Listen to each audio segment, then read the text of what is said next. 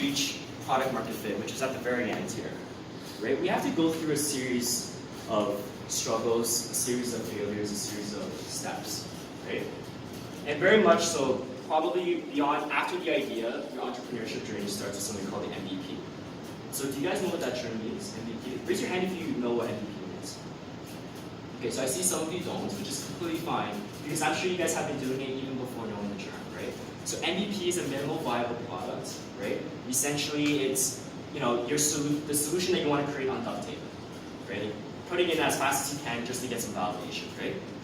So moving forward to that, you're going to pivot, right? You're gonna get out your MVP, maybe your couplet, show your mom, your dad, your grandma, and maybe some of your past business clients, whatever it may be, right? You're gonna pivot, make a better model, and then eventually you're gonna get to somewhere. You're gonna get some market validation. You're gonna get some feedback, right? You're gonna do some more pivot after this feedback, right? And eventually, once your product and your solution becomes strong enough, it's gonna get you the first sale. Right? It's gonna get you the first sale. After that, you might scale up to 10 more sales. And after each sale, I'm telling you, if people are gonna give you money, you better deliver the solution that you promised. So you're gonna get a lot of feedback from them. And even if you don't pay them, they're gonna give you feedback, right?